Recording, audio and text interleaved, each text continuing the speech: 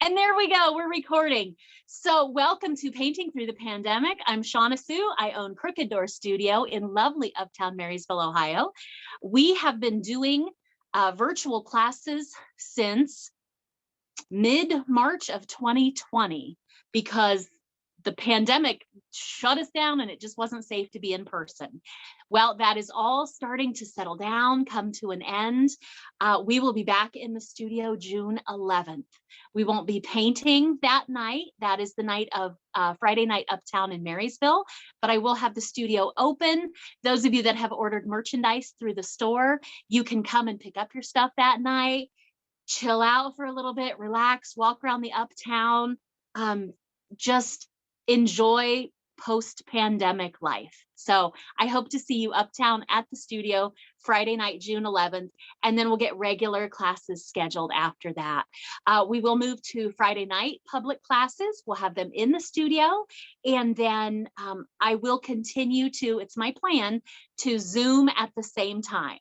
So I'll have you guys all mounted on my camera up high while I'm hosting a class. I will have you so you can still watch, and then I'll post the videos after. So we'll see. I might do it once and it might be a failure, but we'll give it a whirl. Okay. So I popped in the chat box over on Zoom links where you can donate to the studio. For all of you that have donated, thank you all so much. You are what has enabled me to keep my studio open through the entire pandemic. I shouldn't say open. You have made it possible for me to pay my rent, to hold my space, so it's there that we can go back to next month. So from the bottom of my heart, thank you all so much for that. Couldn't do it without you, right? So many small businesses went under through the pandemic and we didn't. So that's super exciting. And I owe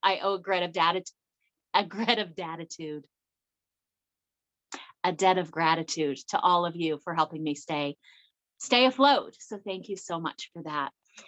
And then I also have listed out in the chat box supplies that you need for tonight. If you don't have something that I have listed there, don't worry about it. We're going to wing it. It'll be fine. This is a fun class tonight because we can really do a lot of fun different things, a lot of blending. We'll talk about blending here as we go through it. But first, let's go through our supply list. Okay, so I'm painting at home. You can see I'm in my kitchen living room. I know you're all painting at home, not in a studio space. So let's take a moment. I always want to survey the surroundings, make sure there's nothing around that I am super concerned if I were to get paint on it, right? Acrylic paint, which is what we're using. Acrylic paint is lovely because it dries pretty quickly. You can clean it up with water. If you get it on fabric and it dries, it's a real bear to get out. If you do get it on fabric and it dries, Murphy's oil soap or rubbing alcohol later, that will help loosen it. But it's best if we check our surroundings first, make sure that we just don't have anything in the way that we're super worried about. Also, make sure you have a paint shirt on, an apron. New aprons are available in the store, by the way. Super excited about that. So perfect. I've checked my surroundings. Everything's good. Made sure I'm not standing on an expensive rug. Got a paint shirt on. Perfect. Moving forward. Canvas. So I hope you all painting your canvas black, getting that done. We're going to start with a dry black canvas. Now, this painting can be done on a white canvas. So if you're watching this, you don't have time to paint a black canvas or purchase a black canvas, it's fine. I like to start on a black canvas though, because it makes our colors a lot darker, a lot richer, a lot more rich, right? Because acrylic paint, the paint that we use is student grade acrylic paint, and it can be very transparent. So we're going to see through what we have going on the canvas. So if we see through to that black, it's going to be a much richer painting than if we're painting on a white canvas. But if you have white, that's fine. It'll be fine. I have had people message and ask if they should purchase a black canvas. You can. If you decide to do another painting like this later, art supply stores sell black canvases. I find they're usually more expensive, so I would wait to get them on sale. And it took me a few minutes to just throw some black paint on here. Okay, But yeah, you can purchase black canvases that are already pre-painted, pre-primed with black gesso. So decide before we get started, are you going to keep your painting? Are you going to keep your canvas vertical? Are you going to flip it horizontal? I see we have a couple on here tonight. Are you guys going to scoot your painting together and do one painting over two canvases? I think you could. I know you guys talk about it, discuss it. Okay, I can see you. So talk about it, discuss it. You could scoot them together and have that bridge right in the middle and the water right in the middle. Ponder it. Okay, you guys discuss. I think I'm going to keep mine vertical. I think that makes the most sense for me for this painting, for our inspiration picture. But if you have a spot that will accommodate a landscape painting, it's what you do, right? It's entirely up to you. My goal tonight is to show you tips and techniques and the way we approach things. What you do with that knowledge, it's all you. Okay. With that said, remember, your painting isn't going to look like mine. My painting isn't going to look like the original. There are no lines on the canvas. We're just going to go with whatever our heart feels tonight. Okay. And the beauty of it is embrace it, right? Don't try to make it exactly like that original. Just embrace whatever happens. Okay. So paint shirt, apron, canvas. When I painted, I'm going to go ahead and take this down. When I painted my canvas black, I made sure to paint my edges. So I've got that tippy top painted. I've got the sides, the bottom, I'm all ready to roll. Okay. I have off to the side here, I have a water cup, halfway full with cool or cold water, never warm or hot. It always wants to be cool or cold. I like to use something that has a little weight to it. I'm less likely to knock it over, right? So I just keep an old mason jar in my paint bag. Coffee cups are lovely too. Brushes. Let's talk about our brushes tonight. You should have a big fat brush.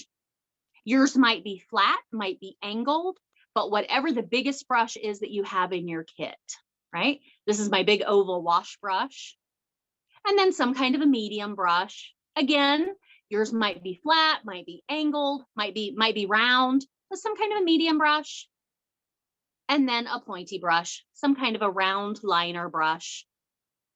Yours might be much larger than this, might be smaller than this. The most important part of your liner brush is that very tippy end, right? You want to make sure that comes to a really nice point so you can get some fine details in there if you choose to, right? So you may have a pointy brush around that's much bigger around, but you want to make sure it comes to a really lovely point. So those three brushes, that's what I'm going to use tonight. While I'm not using those brushes, I get in the habit of, once I've identified the ones I'm going to use, this feels very aggressive. I don't know why I'm holding them that way. Once I've identified the ones I'm going to use, I'm going to take them, dump them in my water cup, leave them there. I've had people say, well, that's not good for your brushes to leave them in there long term. I don't leave them in there long term, just during class. As soon as I'm done painting, I'll take them out, wash them, lay them flat to dry on a paper towel. But while I'm painting, I don't want to have a brush with half-dried paint that I haven't taken the time to clean properly and have the paint get all stuck in it, and it'll just wear it out too soon, right? So I'm just going to leave it in my water cup. Paper towels. I have a couple paper towels down here to dry my brushes off on. Other things you may have tonight. Let's talk a little bit about, I forgot to get one thing out here. Stand by. There we go. These weren't listed out, but they're things that you might have. And if you have, you might decide you want to play with them tonight. Fan brush. Again, you might not have one, and that's okay. But a fan brush is always fun when we're doing a landscape painting to use it for grasses. Okay. I might not use it, but I have it just in case. Paint pen. I keep a paint pen in my art bag because I am really bad at signing my paintings with paint. So I have a paint pen that I sign my paintings with. Palette knife. Again, this wasn't listed, but this might be fun if you want to play in the landscape. And I'll show you how to do that. If you don't have a palette knife, find an old piece of junk mail that you're getting ready to pitch, but make sure it's like a cardstock. It's a heavier cardstock consistency. You could use an old credit card. You could use your driver's license if you want, but something with a firm, straight edge. If you don't have it, that's fine, but we might play with these things. Okay, let's talk about our colors tonight. So these are the colors that I have. And I do apologize. I'm going to get washed out occasionally by the light because we're painting on a black canvas. My camera is going to auto adjust constantly tonight. So these are the colors that I have tonight. Shh, nobody tell my husband that I'm using a kitchen plate because I used all my paper plates. Nobody tell him. So I have white, blockout white. You might have blockout white. You might have titanium. Any white will do. Bright red. Now I'm using bright red tonight. Any red is fine, but I'm using bright red because I may decide I want a little bit of purple. Bright red mixed with blue will give me a really lovely purple color. If you don't have bright red, you might do, and you decide you want purple, you might do a little bit of red blue mixing to make sure you're going to be able to get purple. If you have a red that leans a little more orange and you try to mix that with blue, you're going to get poop. Okay, not an attractive color. Now you may decide you don't want purple, but that's my word of caution to you. If you do want to get some purple in there somewhere, you're going to want to do a little bit of pre-mixing to make sure you can get a purple color. Okay, phthalo blue. I love phthalo blue because it's really dark and rich, very versatile. Phthalo green. Love phthalo green, right? Because I can mix it with blue and get a really pretty turquoise color. And then black. And this is something I don't normally talk about. Y'all are still painting your canvases black. You got them black and dry, right? Just looking around, making sure. All right, cool, cool. I see thumbs up. All right, perfect. So this is something I don't normally talk about. The way I put my paint out on my palette, I put paint together in the order that it will mix well.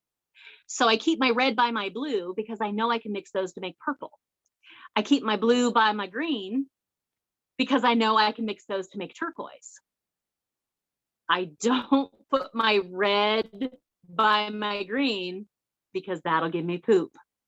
If you're unsure of what I'm talking about, Google color wheel, and that'll give you an idea of how you should lay your paints out, because side to side mix, cross the color wheel, they don't. All right. So last thing, let me get our inspiration picture pulled up here. And I always like to give you a roadmap for how we're going to accomplish this. Okay, here's our inspiration picture. And my couple there, what I was thinking is you could split it this way, right? Somebody could take the moon if they wanted, so you didn't have to split the moon, but put that bridge right in the middle. I don't know, up to you, think about it. Okay, so we always think when we do landscape things like this, we think furthest to closest to the viewer, closest to me. So the very furthest thing away is going to be the moon and the sky. And then we're going to work our way closer. So we're going to go ahead and get all that lovely color in the water. And then we're going to give it a little bit to dry. And then we're going to come back in with black. And we'll start furthest away again. Maybe that bridge, then the trees. We'll get some rocks in the water, and then our foreground. So when we work on landscapes, we're always thinking furthest away and then start working closest to the viewer. And then we'll get some little details like some grasses and maybe some highlights and things. Okay, let's get started. Whew, that was a lot of talking. All right, I'll set my inspiration picture there where I can see it. So the very first thing I want to do, I want to get my moon on there. Now, if you are painting on a black canvas like I am, accept the fact, go ahead and accept it, that you're going to have to give that moon 2 coats of white. That paint is not going to be strong enough to get that nice bright first time around. So we'll put a coat on there, we'll let it dry, and then we'll go back and give it another coat of white in a little bit. Don't try to get so much on there the first go round. Don't glob it on thinking you're going to cover it all that first round, because it'll just get gloppy and messy and won't work. And you'll start picking up half dried paint. Okay. How big is my moon going to be? I don't know. You could find something to trace if you want. You could find maybe a coffee cup if you wanted to go a little smaller, like a K cup. I'm just going to wing it. Let's find our medium brush. And anytime before I start, I'm going to tap, tap, tap in the water cup. So I've got my medium brush. Tap, tap, tap, soften that guy up a little bit. Dry him off on the paper towel. And my reminder to you, anytime you take paint, we always go in the edge of the puddle, never the middle. You don't want to mess the entire puddle up. We always go in the edge. So it's hard to see there with the light. There we go. But I'm going in the edge of that white. And I know that I'm going to split my painting close to half. I'm always leery splitting it in half. So I'm going to go either a little above, or I think I'm going to go a little below. So find halfway, and I'm going to go a little below. So I know I want my moon up here in the middle. I'm just going to go. It's just going to happen. Round and round and round and round and round. Zoop. There we go. Now again, you're going to find out pretty quickly that you're going to want another coat of white paint on there. And that's okay. Let it dry. We'll come back and get it in a little bit. So just white. I'm going to get close so you can see what I'm talking about. See, you can see all those brush strokes in there. I'm going to be okay with that for now.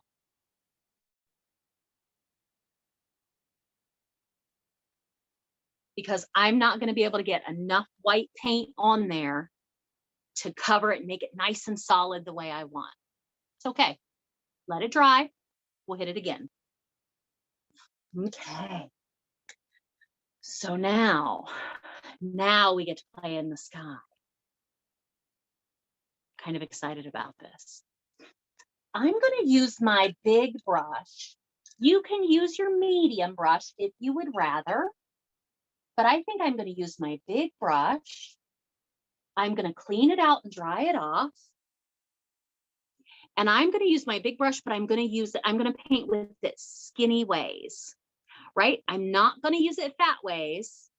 I'm going to use it skinny ways so I can get little brush strokes, right?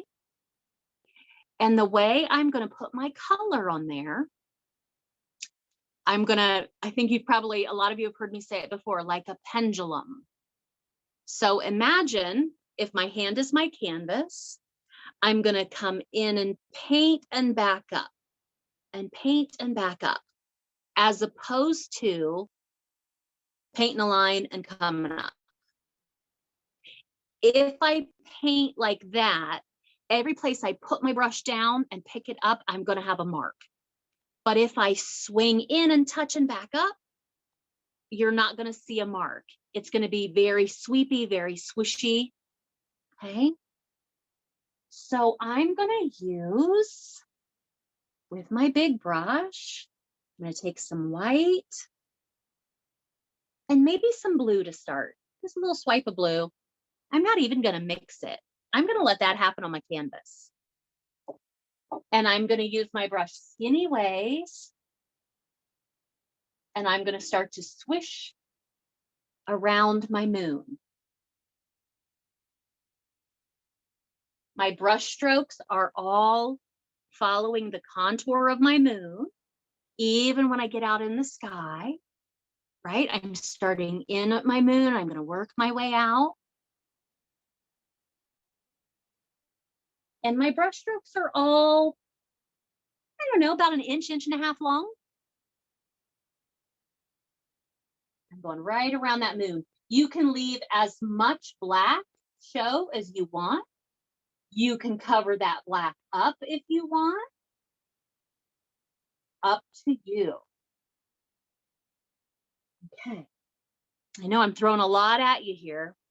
Something else to keep in mind. Acrylic paint blends while it's wet. Once it's dry, it does not blend. It turns to plastic. So while that's wet, I'm going to take some more white, always in the edge, right? Some more white. And what if this time I take a little bit of green? Zerp.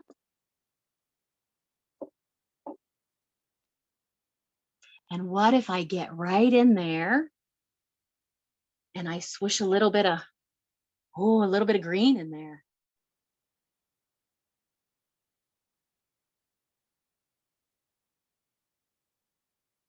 Right up to my moon. Knowing that I'm going to come back and fix that, or give that moon, not fix it, but give it another coat when I'm done here. Oh, that's fun. Now you can make this as smooth as you want. You can make it as textural as you want. You don't have to use green at all. You can use all blue. If you're a fan of purple, don't use green. Use blue and red. It's entirely up to you. But each time I load my brush, I'm going to take a little bit of white and a color. And let's go about, where was my horizon line? I said halfway and down a little. So I'm going to make sure my sky comes down that far and all the way out. And as I work my way out further, my brush strokes might get a little bigger.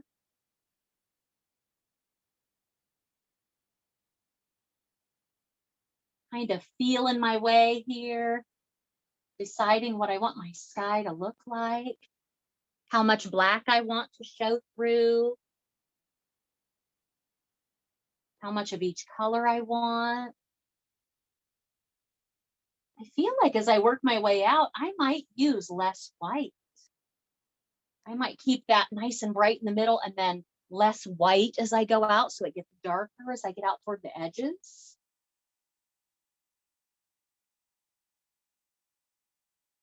Ooh, I like that blue-green together. That turquoise is pretty.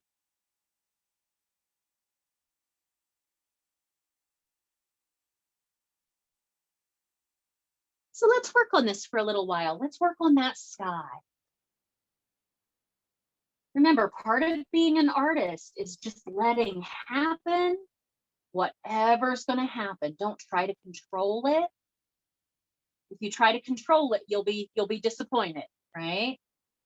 Just let it happen and roll with it.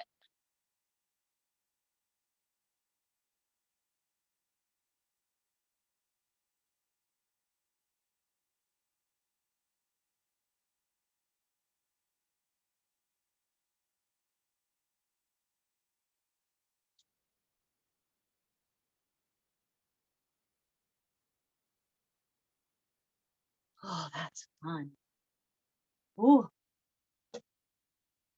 I'm finding that I really like using that blue-green together instead of taking blue and painting and taking green and painting.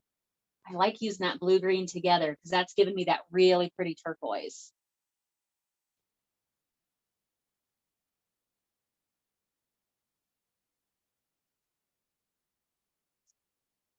And again, we're going to cover that whole top.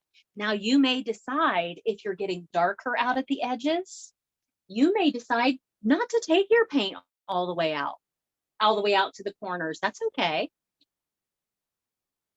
But I'm going to take it down a little better than halfway because I know it's going to meet my water right here in the middle.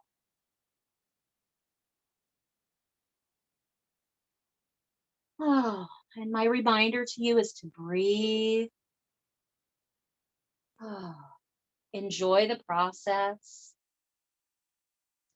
I haven't said it in a while here, but I like to remind people that for me, it's probably 99%. I don't think that's too high.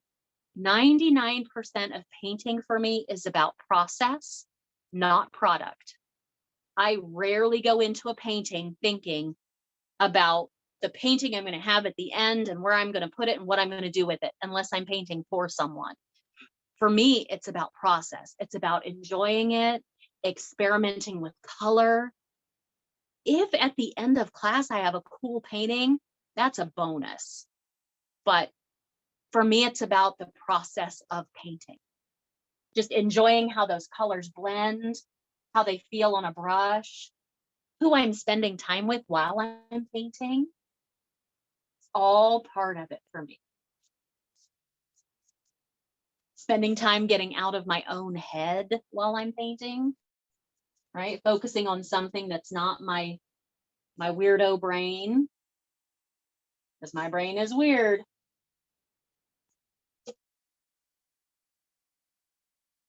Ooh, as I get out closer to the edge, I'm kind of dragging it and running out of paint. Kind of dig that. I think I'm just going to let it fade into the black canvas.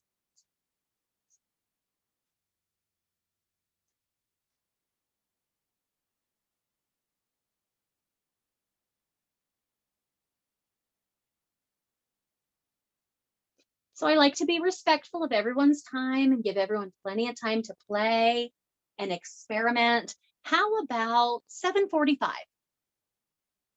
Gives you a good 15 minutes to play. Get that background the way you want it.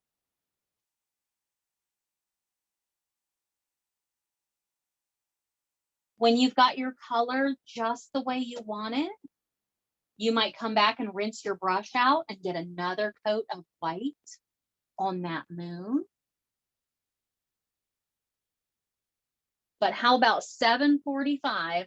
We'll be ready to move on to the next step. So again, I've taken my sky down a little further than halfway. And I know this is where my horizon line is going to be. This is where my water's going to start.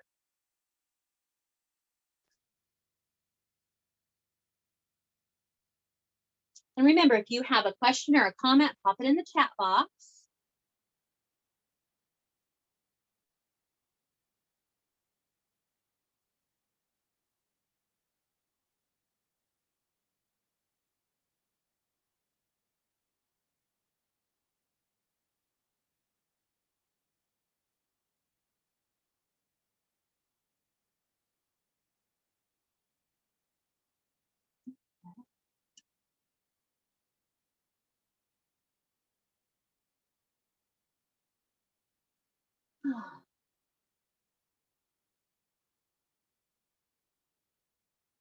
Something I like to do if I'm not sure I'm done, I'm looking at it and I'm like, oh, I could play there a little more. I could play over here a little more.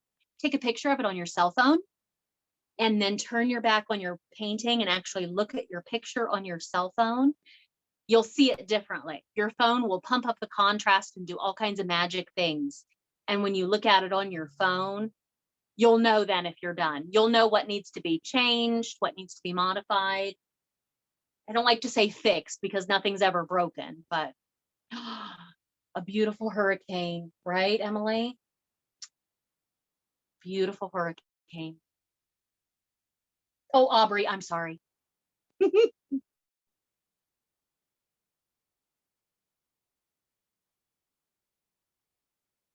So again, about 7:45, we'll come back together. My moon is dry.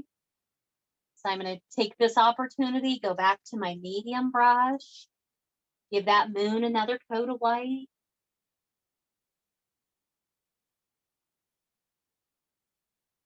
Because I want that moon to be my focal point. I want it to be nice and bright. Right there, close-ish to the middle.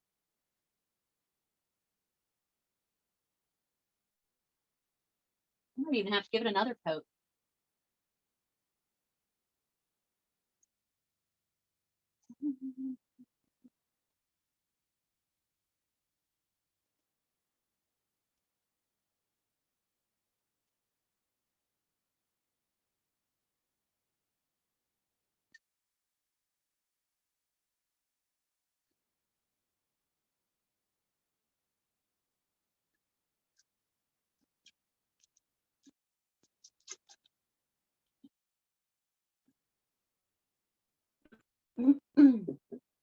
as I paint things like this, things I haven't painted before, because this isn't my painting, right? This is something we found on Pinterest that a bunch of people liked and were like, yes, let's paint that, right? So I'm always like mapping it, figuring out what our next direction is. And as I look at this, I'm thinking, okay, taking my sky a little further than halfway, right about where my horizon line wants to be. And now my next step is going to be that water.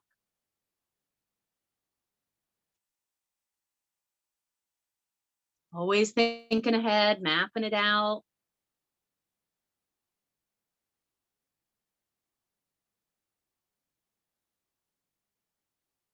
If we look at the original, it looks like there could be stars in the background in that sky.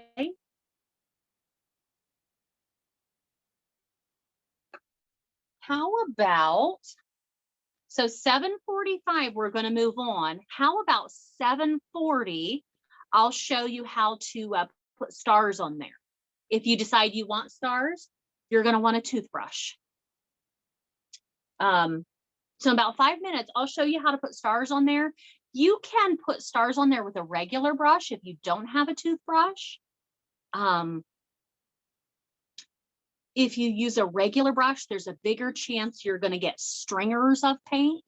If you use a toothbrush, you're much more likely to get a nice even spray, a nice even splatter.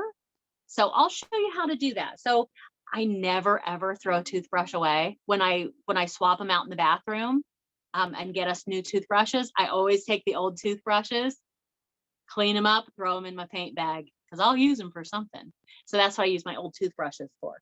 So if you want to put stars on there, how about 7:40, about 4 minutes? I'll show you how to do that.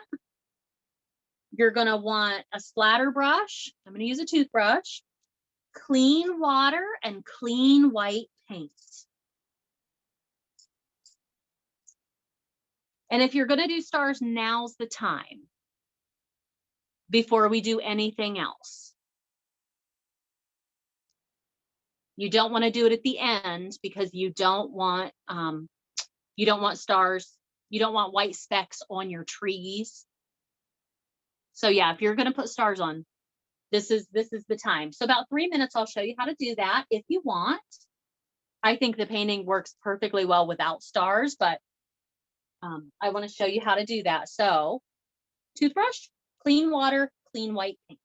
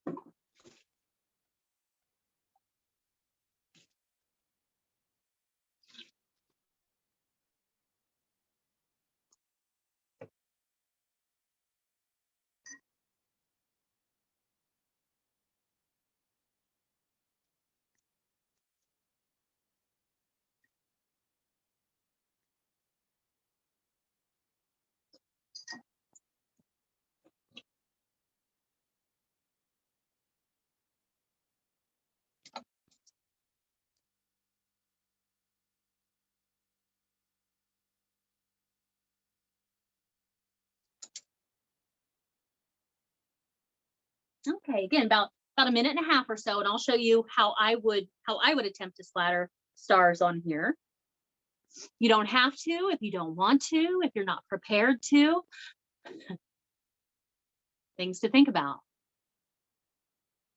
It is really hard to control splatter. So if you're in your home, you may decide you don't want to do this.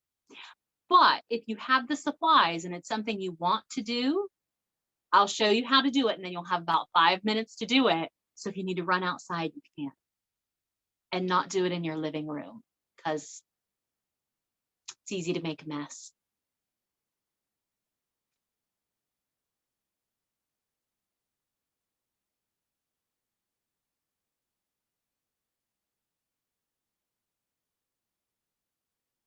I hope you guys are all relaxing. You've got your music on, you've got your beverage.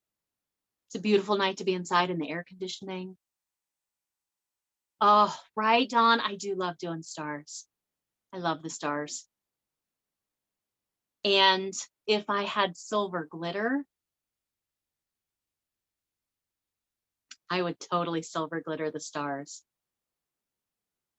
If that's something that anybody listening, if that's something you want to do, you absolutely can.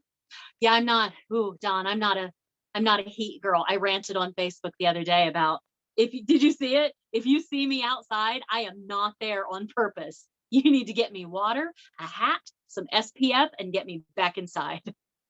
I am not a heat girl at all.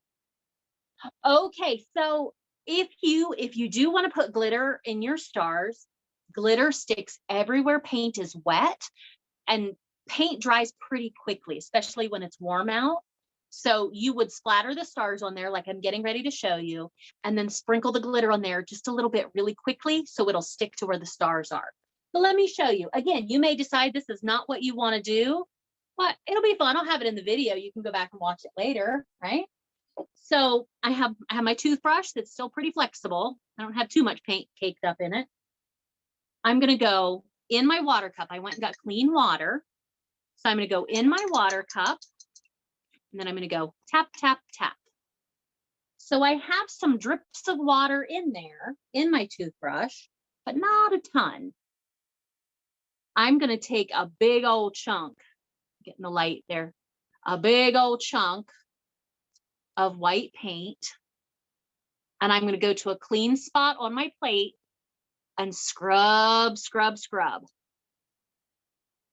I'm using the paint in my brush, or the water in my brush, to thin that paint down a little bit. If I don't thin it down a little bit, it'll never come off the brush. Getting the chunks out of it there. Okay. And then I'm going to hold it bristles up. I'm going to point it at the canvas and pull my finger across it, pull my finger toward me, because if I pull it toward me, the bristles and the paint are going to fly back that way. Get close here. Oh, I got a stringer. It's okay. I'll put a tree there.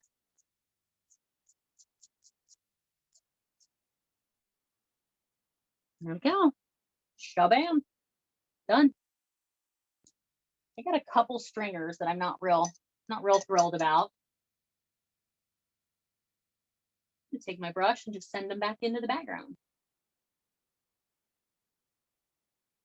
Go. Done. Okay, so if you need to run outside real quick, go do that. You've got about 3-4 minutes, and we're gonna come back and start working on the water.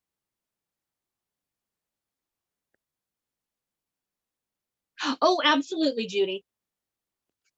So I'm gonna take it, toothbrush is best if you have it, clean water. Take your toothbrush and go in the clean water. And then I'm gonna go tap, tap, tap. So I still have some water in there, but not a lot, a couple drops. I'm gonna take a chunk, a big old scoop of clean white paint, and go to a clean spot on your plate, scrub, scrub, scrub. You're just using that little bit of water in the toothbrush to thin your paint down a little bit. Because if you don't thin it down, it won't come off the brush. Scrub, scrub, scrub. And then this. Hi, Kim. Glad you could join us. And then I'm going to pull my finger back, and the bristles and the paint are going to fly that way, right? I point it right at my canvas.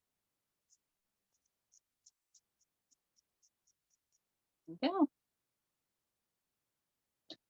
And then just pop it in my water cup. I'll clean it up later.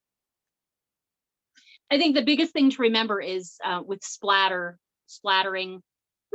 anything, you have to thin the paint down, not so much that it's going to run on you. Not so much that it's going to run, but thin it enough so it'll come off the brush.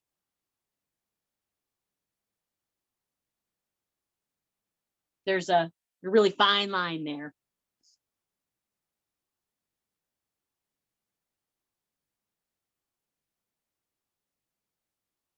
Oh, Kim, I just saw, I see your message came across. Sorry. If you could resend through Crooked Door Studio Facebook, or email me. I'll try to watch out for it. I get busy and chaotic. You know, me, busy, chaotic, never. All right. So with that, let's get ready and put our water in there. So let's talk a wee bit about our water. So I'm going to use my big brush again, pendulum motion, right? Come in, touch, back out, right? The thing to remember with water is our brush strokes want to stay side to side. Don't let your brush strokes get crazy, right? You want to keep them side to side, parallel to the horizon, parallel to the bottom. And let's use those sky colors first. There's red in there. We're not going to use the red yet, because if we mix the red with the green, we're going to get poo. Okay, so the same colors we've been using, white, blue, green, side to side. And you know what? You can cover all of this if you want. I'm not going to. I'm going to cover here in the middle, about the middle third, and come down to the corners is how I'm going to approach that. So big brush, I'm going to clean that guy out, dry him off. So white, using my colors I have in my sky, white, little blue, little green, skinny ways, side to side.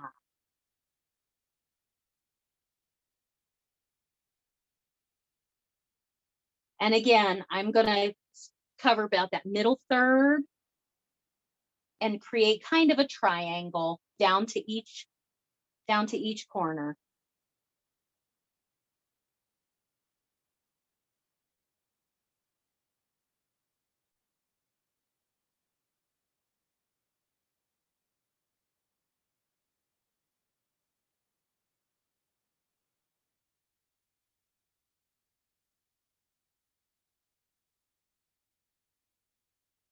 The brush strokes in the original painting are a lot shorter and chunkier than mine.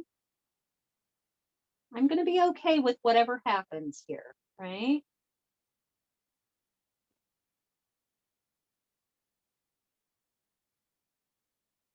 Like I said in the beginning, mine's not going to look like the original. Yours isn't going to look like mine. We're all going to be uniquely us.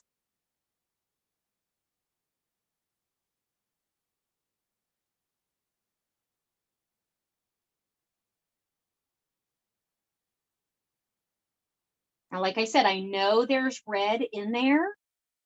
I'm not going to add the red until this is dry, because if I mix red with the green, I'll get a really unattractive poo color.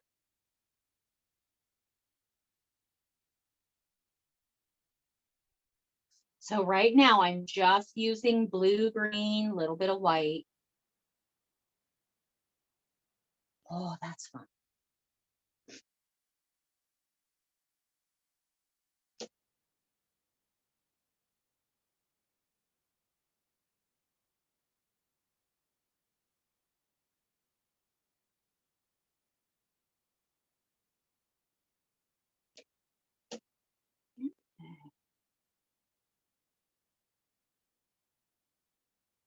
And I'm going to stop working it, because if I continue to go over and over and over, I'm going to mush it all into one color.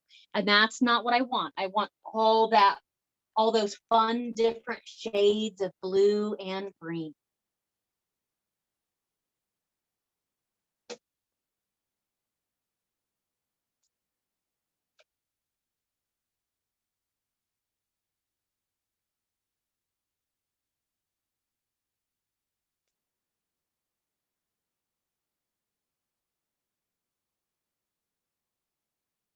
Oh, these colors make me happy. Ooh.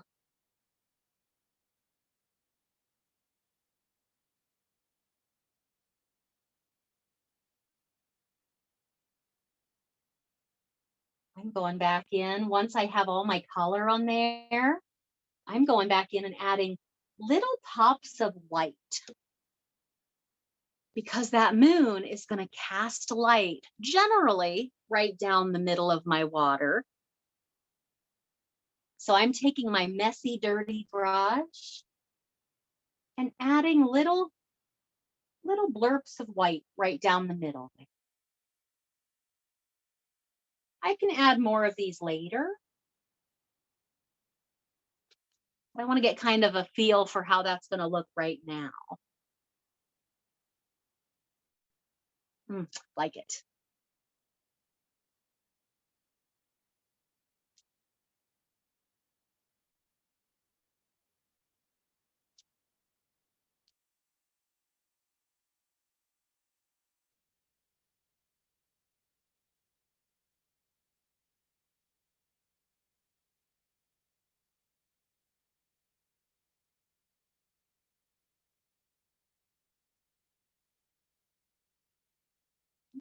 Okay. And then big brush in the water cup.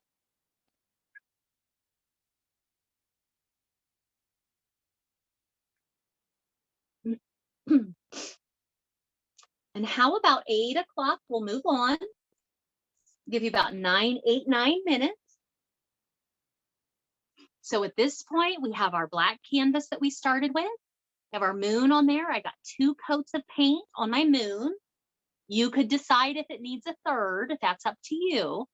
Make sure it's dry in between each coat. I used my blue, green, white. Oh, Judy, stand by. I want to see it. Use your my blue, green, white in my sky. I popped a few stars on there. You don't have to. And then I use those same colors down in my water. Okay.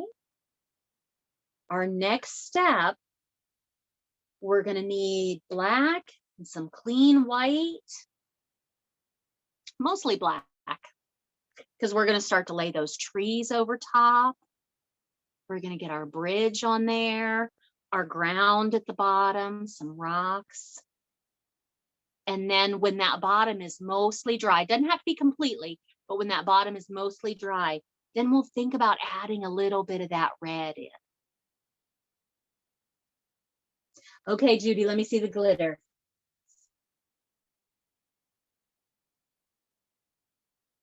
Yes.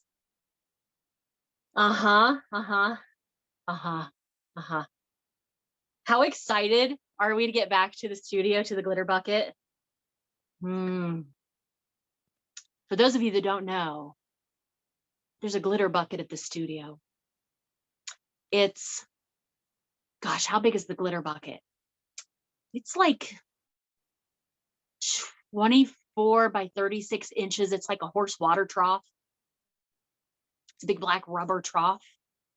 And there's probably about glitter that deep in it. You just like run your hands through it. It's a magical place. Or if you don't like glitter, it's a horrifying place. My husband doesn't like glitter. And every time he goes in the studio and he walks past that glitter bucket, he makes this noise.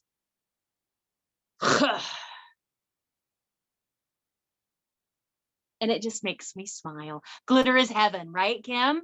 Glitter is heaven. It's pretty magical. I figured out once upon a time, pre-pandemic, when the studio was open, you know, a couple days a week, every week out of the year, my glitter budget, I feel like we need to guess on this. I'll give you a few minutes. How about 8 o'clock? I'll tell you what my glitter budget is for a year. Annual glitter budget. It's kind of embarrassing and magnificent. And is it weird that I had to figure that out for my accountant? It's like, do you really spend that much in? Oh, yes. Yes, sir. Yes, I do.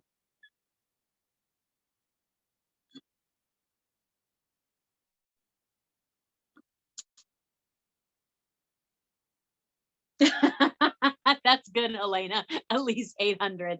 Dawn was a little closer. every 800. Okay, I'll let you know. It's about $350. Ooh, close, Kim. Very close. But like Price is Right, you went over. Yeah, about $350 a year in just glitter.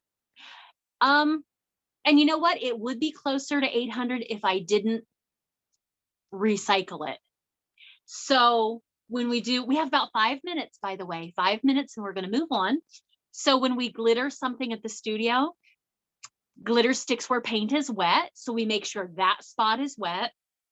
We take our painting over to the glitter station, lay it flat, sprinkle glitter on it, and then dump it in the glitter bucket. So that bucket that I mentioned, that's 2 foot by 3 foot, that's that deep with glitter, excuse me, that's all the excess glitter that comes off of people's paintings. So I think if I didn't have that glitter bucket and we just threw that excess away, it'd be probably closer to 800. But when I have kids classes for wee ones, oh, it's so good, Kim. When I have classes for wee ones, they don't care what color the glitter is. They just want sparkles. So I put the little individual containers of colored glitter away, and they just go to town in the bucket. Because if you ask a child that loves glitter, where do you want glitter on this painting? What's their answer? Everywhere. So they don't care what color it is, just that it's sparkly. Okay, we have about 4 minutes. We're going to move on. You're going to want some clean white, clean black, your brushes. Oh, yeah. Yeah. Glitter everywhere. My friend got a brand new car, like brand new to her, fancy pants car. And she picked up something from the studio for me, and it had nothing to do with glitter. But when she picked this thing up from the studio for me, she's still cursing me. This has been like 6 weeks ago, because her car has glitter in the carpet, and she's cussing me about it. I'm like, but there wasn't glitter on the thing you picked up. Just by walking through the doors of the studio, glitter comes to you. Oh my goodness, glitter.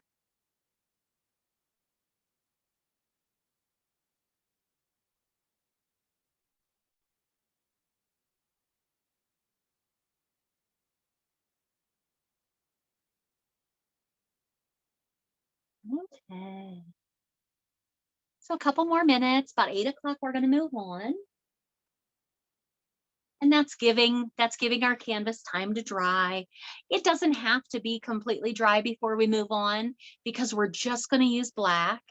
And the black is so powerful. It's going to overtake any little bit of wet blue-green paint that we have. Your trees might get a little gray if you run through a chunk of white, but not enough that it's really going to make a difference. And it might even make it a little more interesting. So I'm not worried about it being dry. So about another 2 minutes.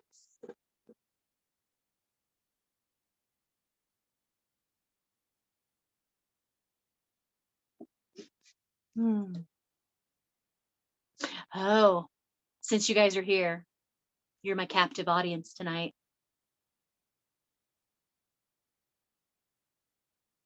Absolutely, Kim.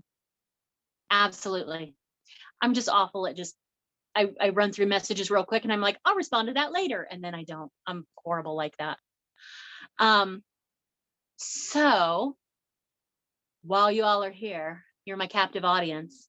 I'm working on the calendar for the studio for June, July, August. So through the end of August.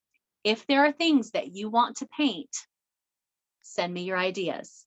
Some people have sent me ideas for the end of June to get ready for 4th of July. Fireworks, glitter type things. So I will certainly incorporate that in the calendar.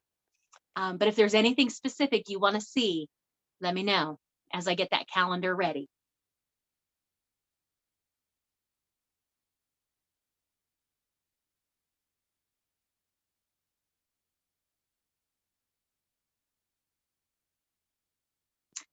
Okay.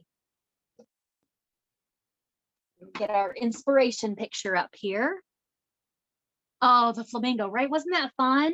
Was it that it was an animal? Was it that it was whimsical? Yes, I will still have them on Zoom, Kim.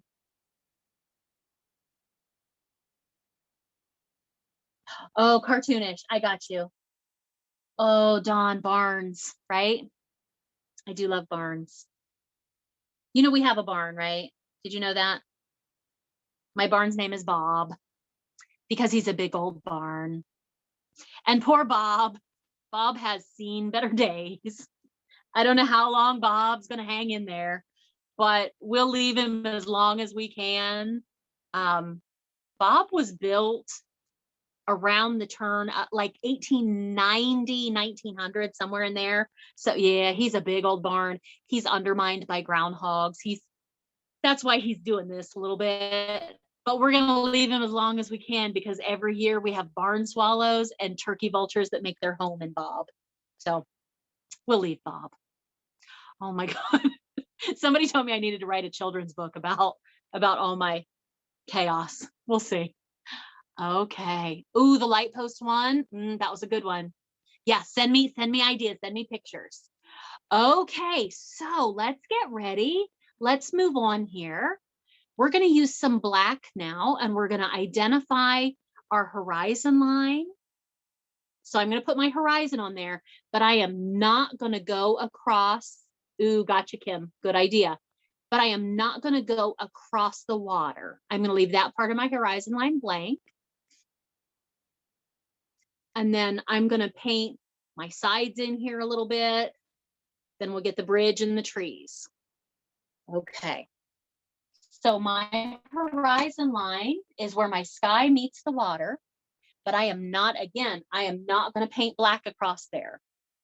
I want that to be kind of seamless. I want the sky to kind of flow down into the water. So I'm going to take my big brush, my biggest brush, and I'm going to use it skinny ways to do a little sketching, right? And I'm going to start over here and pull my horizon in. And this is going to be really hard to see because I'm painting black on top of black, but getting those brush strokes on there will help me identify my whole landscape. So big brush with black, skinny ways. Let's get our horizon line on here. Pull it over and stop. Over and stop.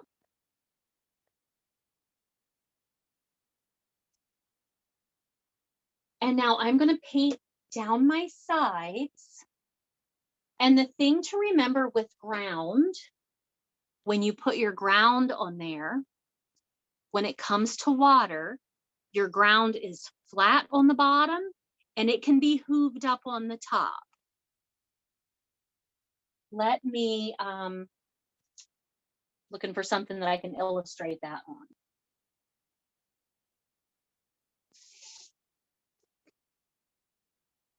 So if I'm going to put ground here, it's going to be flat on the bottom. That is so hard to see. But it can be hooved up on the top, right? Always flat on the bottom. So I'm going to take my big brush with some black, and I'm going to identify my side here. I'm pulling in, letting go.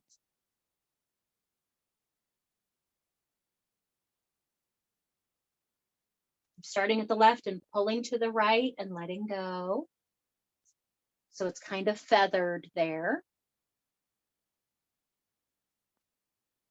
Maybe down here, maybe it comes in a little further down here. I have a little inlet there. Just a little one. And to illustrate my point, flat on the bottom, little hooved on the top. flat, perpendicular to the bottom.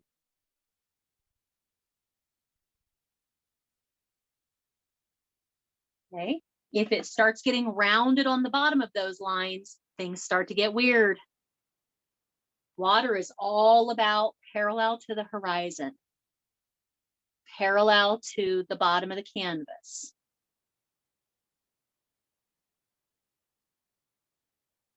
Yeah. And then I'm going to do the same thing over on the right hand side.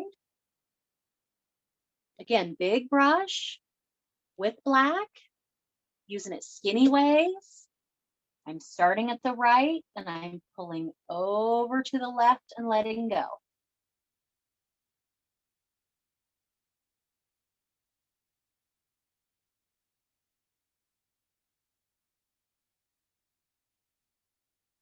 Oh, got a star, got a wayward star down there. And this is helping me give my waterway some shape here. I think I'm going to skinny it up a little bit up here at the top.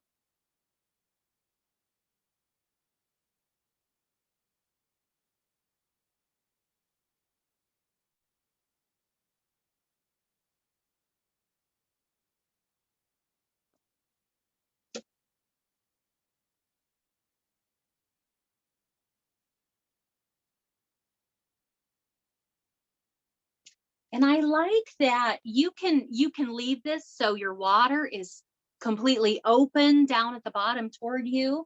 But the original, it makes it look like this is almost like a curved stream. So to do that over on this right hand side, I'm going to pull my strokes a little longer over here across the bottom.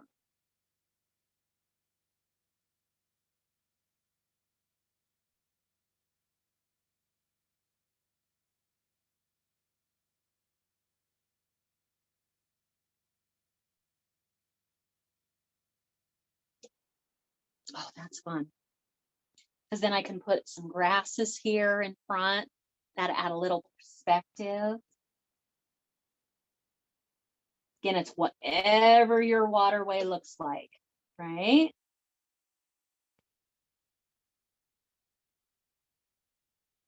And I think I'm going to stop there because if I go too much further, I'm going to lose all my water, right? I don't want to completely get rid of all the beautiful water that I put on there.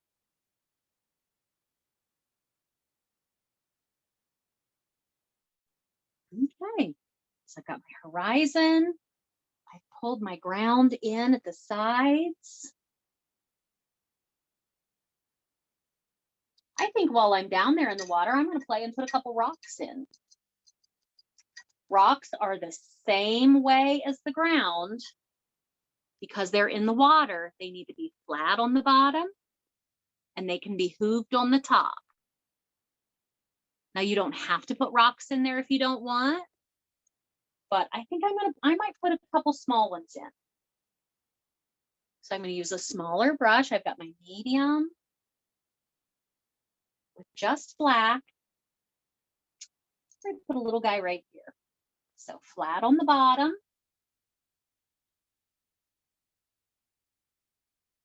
It can be a little hooved up on the top.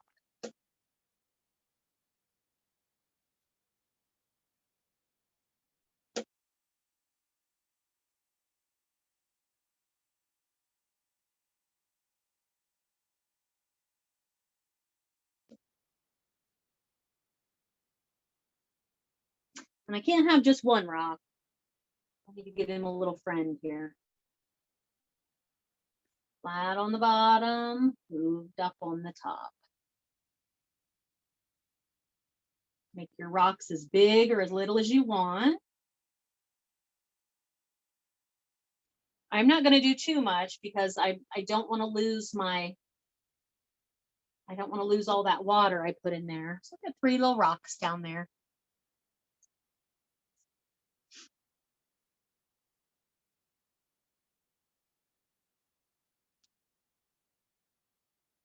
Again, put your rocks anywhere you want. The original has bigger rocks. I'm going to stay with some smaller ones because I don't want to lose any more of my water that I worked so hard to get in there.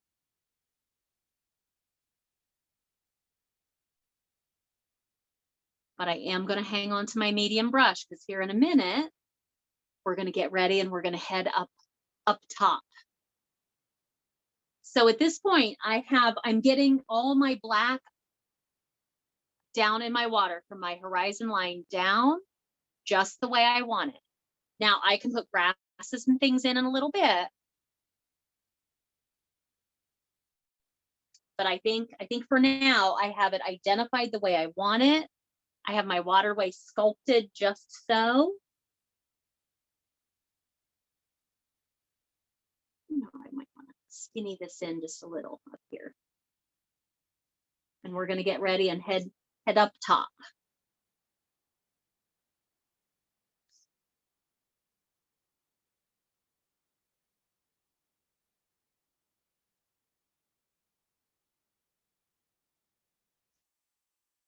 Okay. So let's get ready and let's head up top. Let's head up to the sky. So I need places for my trees to live. Okay. I have my horizon line now with a gap there in the middle where my water is. I'm still using my medium brush with black. And I'm going to flat on the bottom, but I think I'm gonna give myself a little bit of not a hill, but kind of like a creek bank, right? A little steep creek bank there. So flat on the bottom, I come up a little higher, putting my black up a little bit and coming down. That's helping lead your eye back too. I'm going to do that on both sides. So again, here's my horizon. I'm going up probably about a hand width.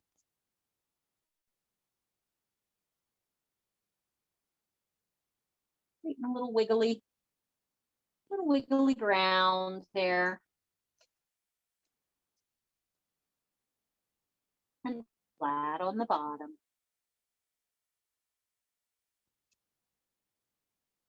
Nice. Nice.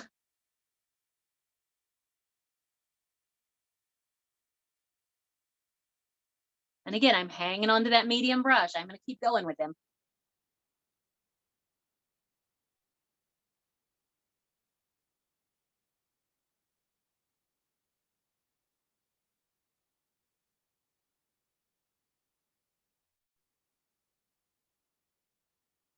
Okay. So now what if we put some trees in there? There are a lot of trees in this painting, a lot. But if we look at the original,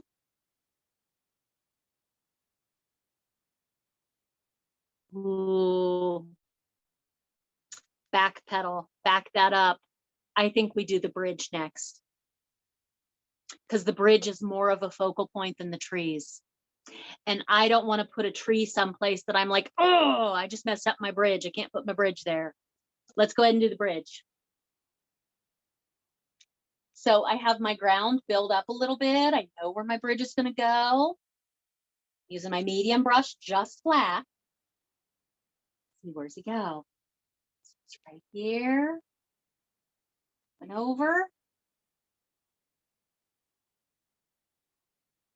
Yes.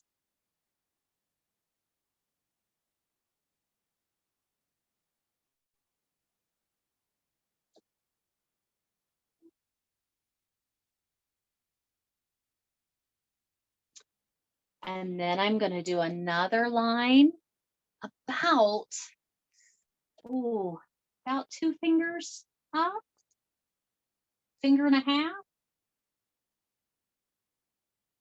Kind of a rainbow.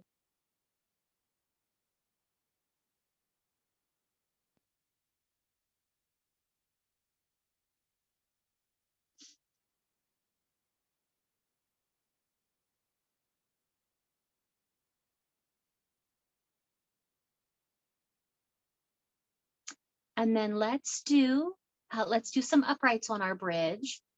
And as important as it was to keep all your water lines horizontal, it is even more important to keep all of your posts on your bridge vertical.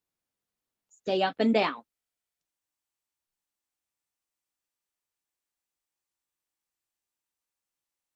We're going to have a tendency to want to lean our bridge posts out. I'm going to try real hard to keep mine vertical. Yes, it's up to you on what you do, what your bridge looks like, but I'm going to try really hard to stay vertical. I'm using my medium brush, but I'm using it skinny ways, just black.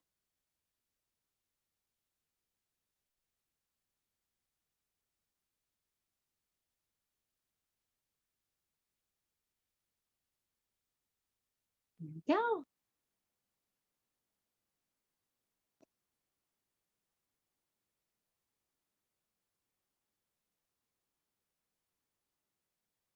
This is my reminder to you, if at any point you feel like start moving too fast, take a breather, take a pause. About 9:05. Well, as soon as class is over, give me about 5 minutes and I will post the Zoom link in the Facebook event so you can find it there and come back and finish where you left off.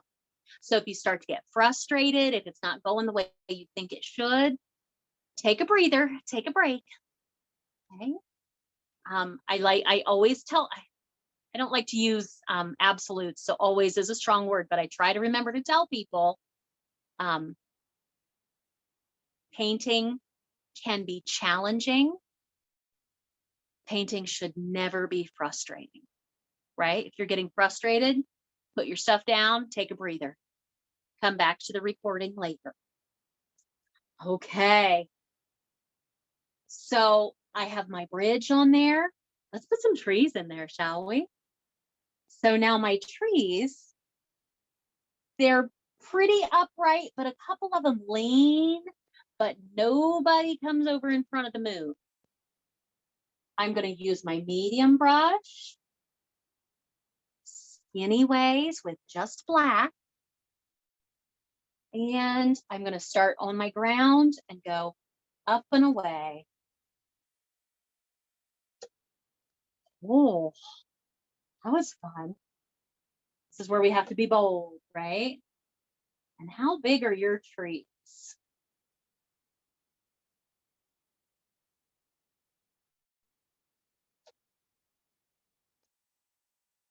I think I'm going to put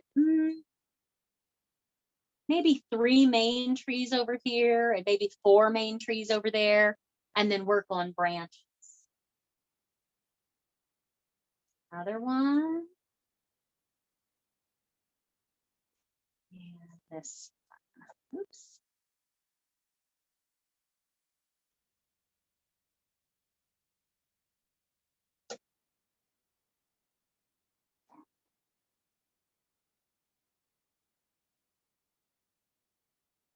And I'm just bringing them up to the top and just kind of they look like big tall worms, up to the top and just letting them disappear, because I know I'm going to camouflage them with some leaves. Okay, so I'm not too concerned about what happens up at the top. So I'm just going to run them all the way up and off.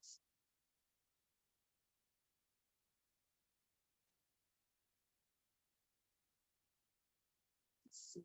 Ooh.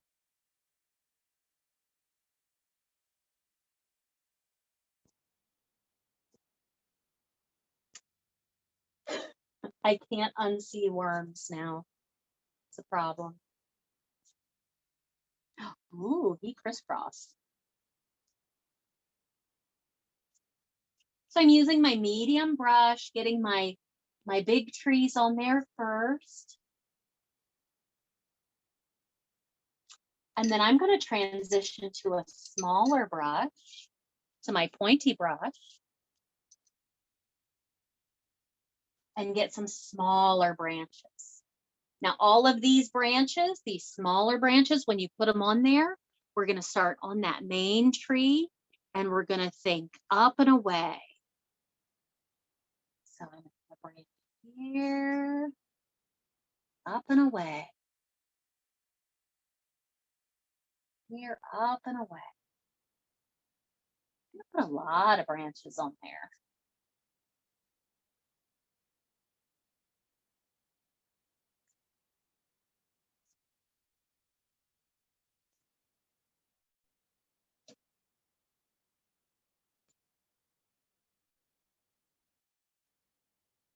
Let's go branch crazy. So many branches.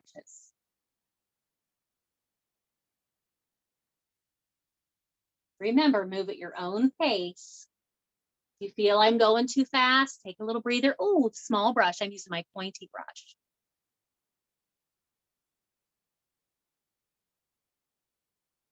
Oh, let me give you a little branch tutorial. So I'm using my pointy brush. This is the way I like to do branches. Now, there's a million ways to do everything, but let me show you the way I do branches. So pointy brush, I'm going to dry it off, but then I'm going to go back in the water and get a drip of water. And I'm going to come over here to the edge of my black paint, and I'm going to use that drip of water to thin my black paint down just a little bit. If I thin it down with a little bit of water, it's going to flow a little easier across my canvas. I don't want to get it too thin, thicker than ink, but a little thinner than what I started with. And my paint has been out long enough now, and it's humid. It's starting to dry and get like a skin on it, so it's getting kind of firm. That little bit of water will thin it back down nicely. Now, when I paint branches, I'm going to twirl it and get it to a point. And when I paint branches, I'm going to hold my brush halfway out. I'm not going to choke down on it, right? Because if I paint like this, the way I hold a pencil, that's too much control. I want my branches to be a little loose and a little freer. So I'm going to hold my brush out here. My hand looks huge, about halfway. And I have such a light grip on it. If I'm not careful, I'll drop my brush. I don't have much of a grip on it at all, because I find if we choke down on it, it's too controlled and our branches start to look cartoonish. Now, you may feel differently. That's up to you. This is how I do it. So about halfway out on the brush, very loose grip. And if we pretend my hand is the canvas, I'm not going to paint like this. I'm not going to paint perpendicular. I'm going to paint horizontal parallel. I'm going to put my brush parallel to the canvas and just drag it. And as I drag it, I'm going to twirl it very slowly. So I'm using paint all the way around, that loose grip and that twirl and drag.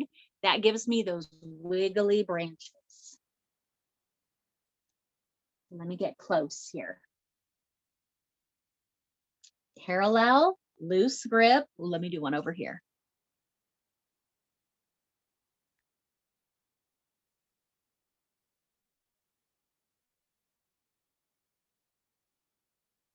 Parallel to the canvas, very loose grip, drag and twirl.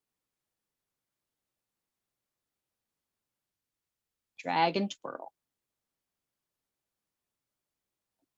Some of us spend years trying to perfect that.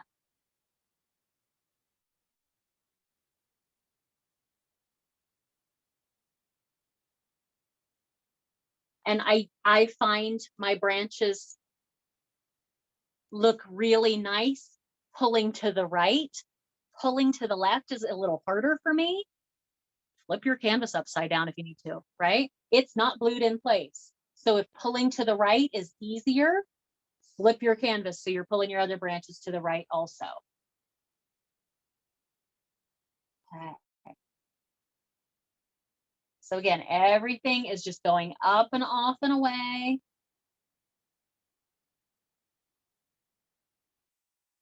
I think I'm going to stop there.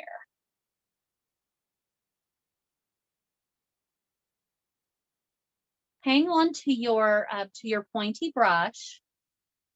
Let's do one more thing with that pointy brush with black. Let's put some grasses down in there, back down in the water. I'm going to leave my trees alone for now, but I'm going to take my pointy brush. They're pulled to the right and the left, Kim. They're pulled both directions. But what I was saying, if pulling to the right is easier, if that makes more sense, sometimes it's hard to flip and go the other way. Flip your canvas upside down so you can continue to pull to the right.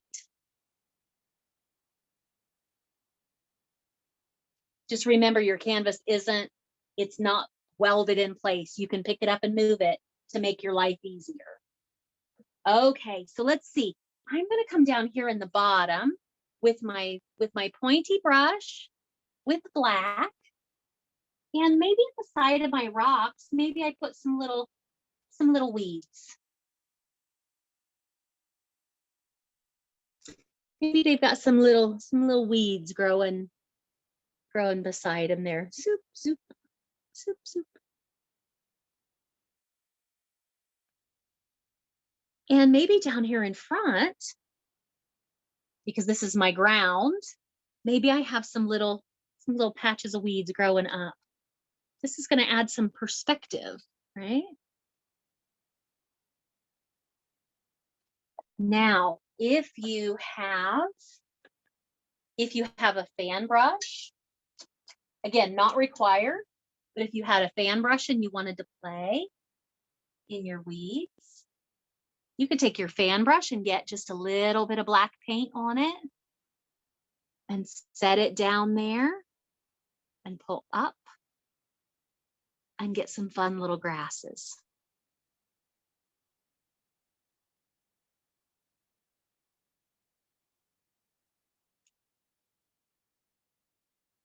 Set it there and pull up. Have to have a really light touch, otherwise you'll get blobs. Oh, I want some grasses here in this little inlet.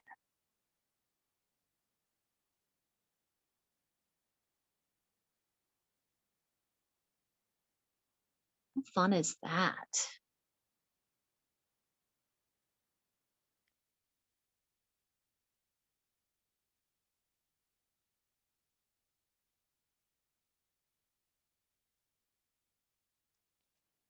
Oh, you guys, we're getting there.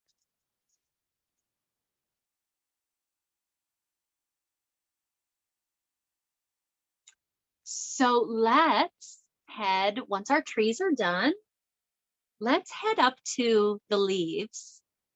You do as much of this or as little as you want. I'm going to take a paper towel and use it as a sponge. If you have a sponge, you can use that. You can brush your leaves on there if you want. But I'm going to take a paper towel and I'm going to fold it in half and half again and crinkle it to the middle. I've created a sponger.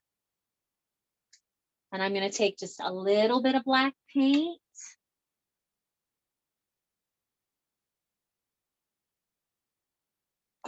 And I'm going to start at that outside edge. Do some little tap, tap, taps. Not going to do too much, but I'm going to camouflage the tops of those trees where they just kind of came up and off into the middle of nowhere.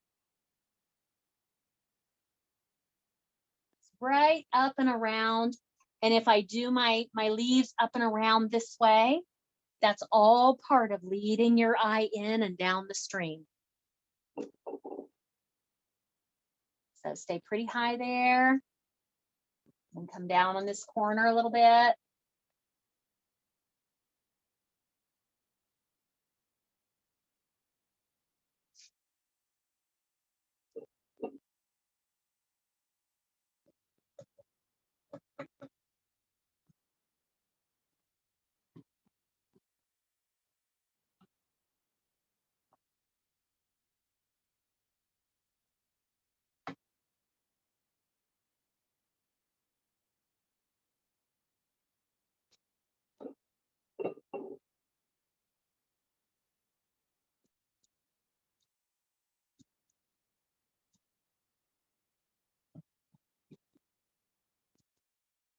go.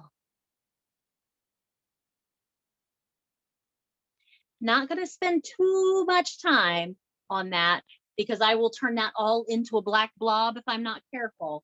And I want to be able to see through some of my sponging to see the sky through there. So anytime I reload my sponge, my paper towel, whatever it is I'm using, I'm going to start out and work my way down and in. Because I don't want to load this up and have a big old black bloop right there in the middle of my sky, right? I want to start out and work my way down in. So I'm running out of paint as I come closer down to my moon.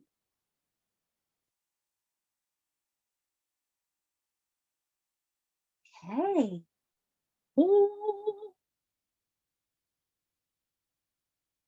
All right. Let's take a few more minutes and finish that up. I think, you guys, we're almost there. We're getting super duper close. So the way we're going to finish this out, I think my next step is I'm going to come down and I'm going to play with a little bit of that red, a little bit of that pinky purple down in the water. You may decide you don't want to. That is entirely up to you, but I kind of want to see what it looks like. So I'm going to do that. We're going to get some highlights on our rocks, our weeds, our trees, and call it done. So we have those last couple things to do. So how about 8:35, 4 minutes. We'll come back and finish strong.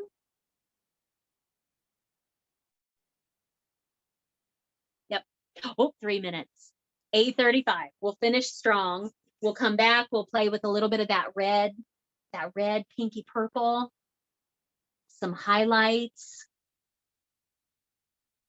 We'll finish it out.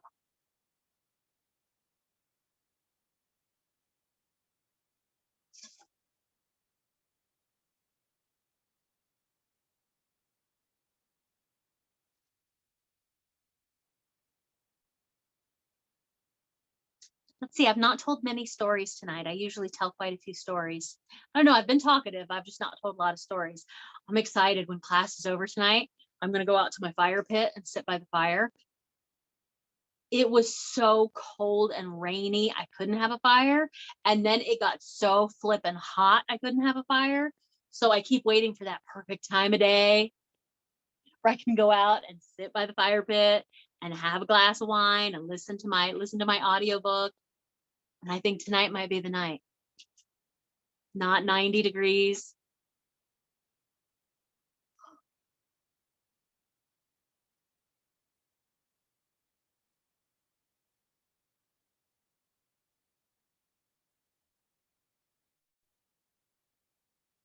I'm excited to see how you guys do tonight.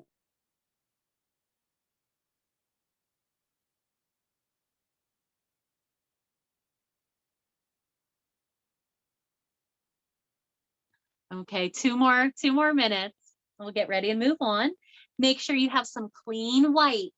If you're gonna put that pinky purple in there, you want clean blue, clean red, and clean white.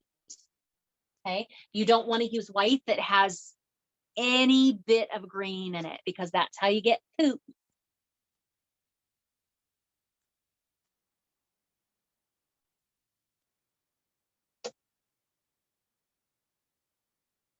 Ooh, so washed out. Oh, that's better.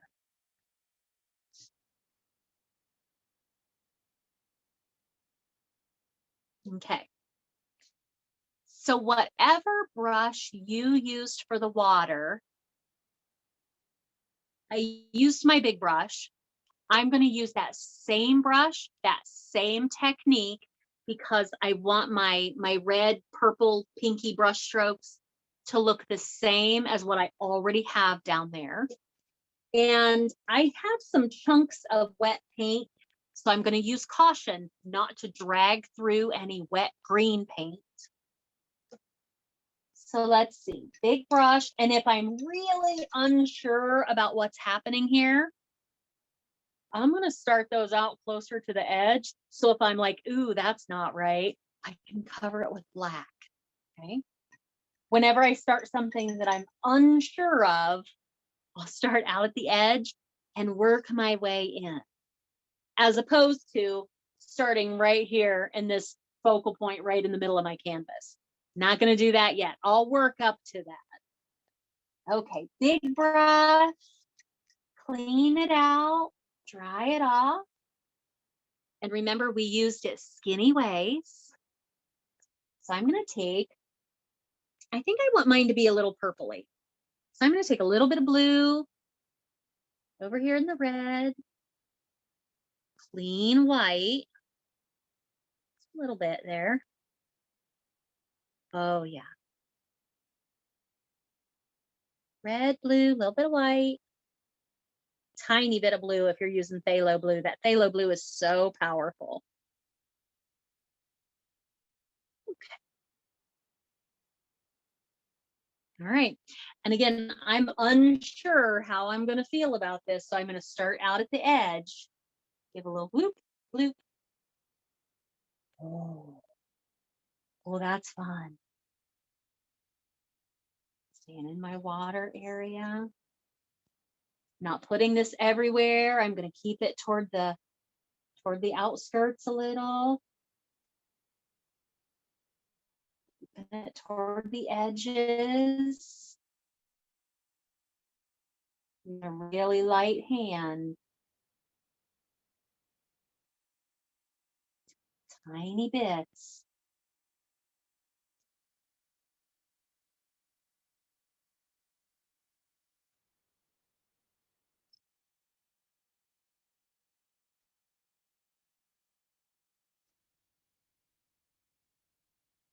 I'm approaching this with caution because I know a little bit of this is going to go a long, long way.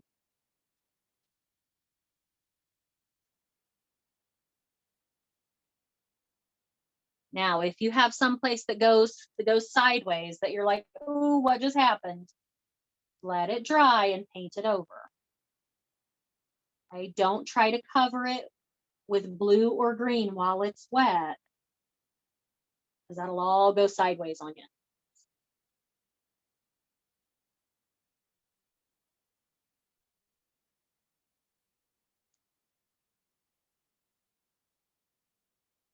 Okay. Oh, I need to stop. A little right here.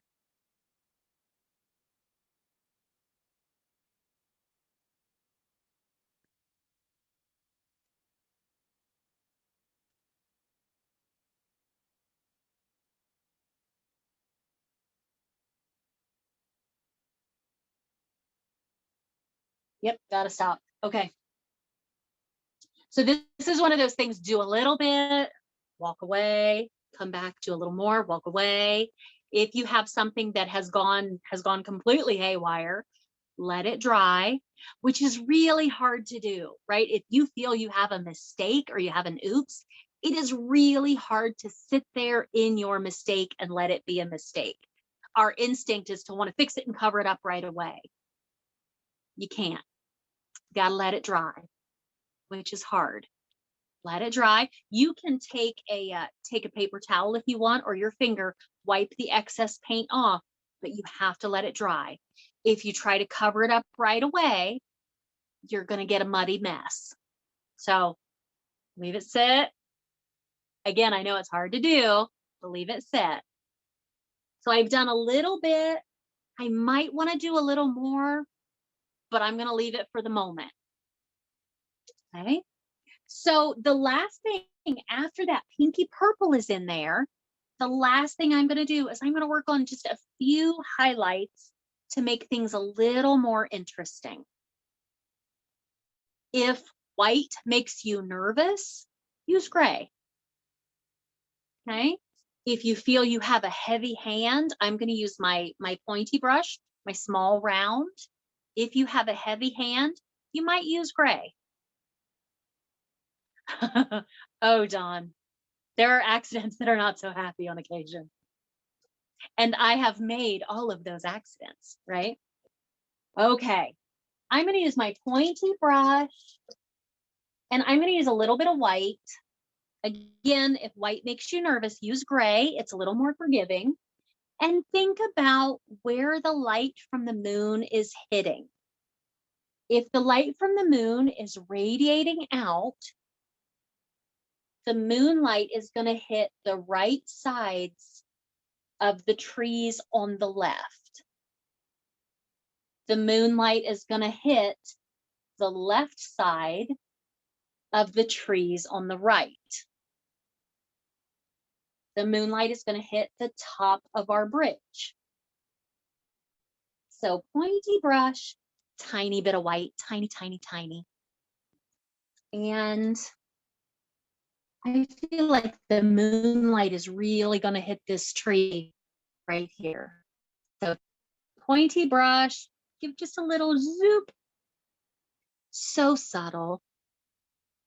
Just a tiny bit, just subtle. The tree's on this side, it's going to hit the left.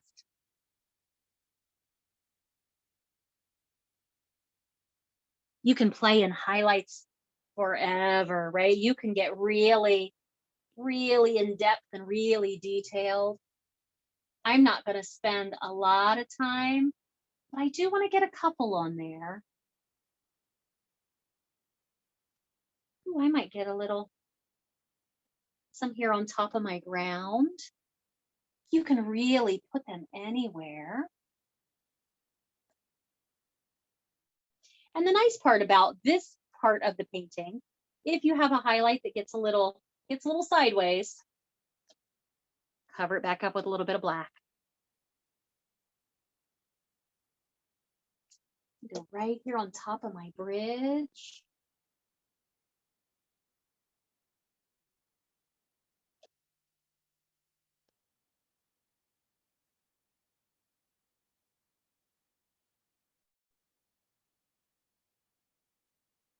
These little pops of light really, really bring it to life. Being careful not to do too much.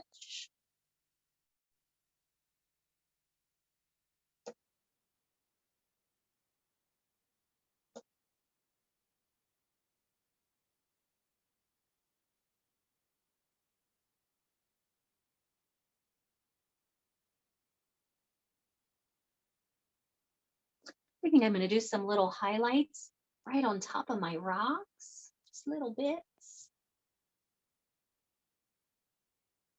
Little bits there right on top, right where the moonlight would hit. I might do a little bit of white down here in my grassy weeds. Just a little.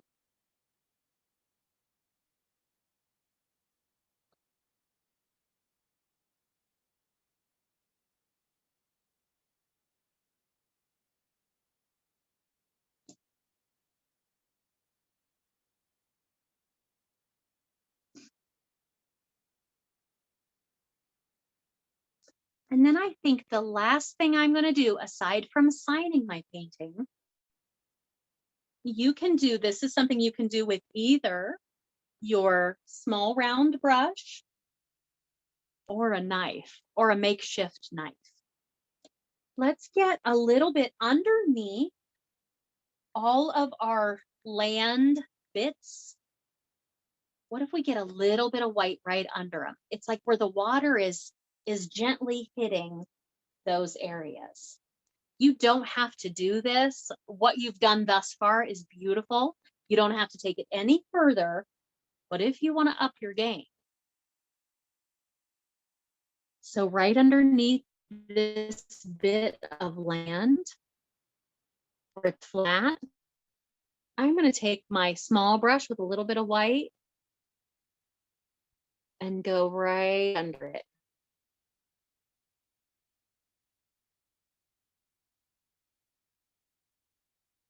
See, maybe I'll create another one right here, right underneath it. Right underneath those little bits of land. Now, if you have a knife or a credit card or an old piece of junk mail, you can use that So I have a knife I'm going to use. I'm going to drag it through the white.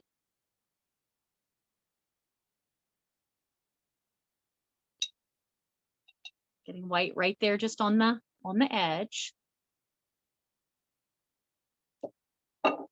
Remember, everything in the water, parallel to the bottom, parallel to the horizon line.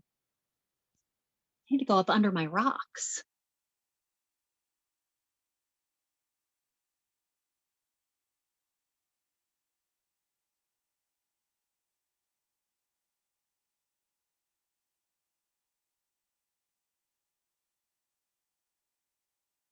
Right up underneath. Right up underneath.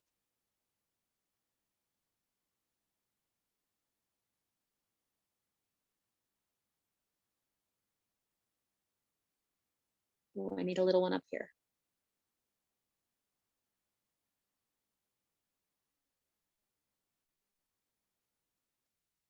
Okay. And just like that, I do believe we're done. So I would love to see your paintings. I would love to see your faces in your paintings. So if you want to snap a pic and send them through private messenger for Crooked Door Studio, I would love to see them. The very last thing you want to do before you end tonight is sign your painting.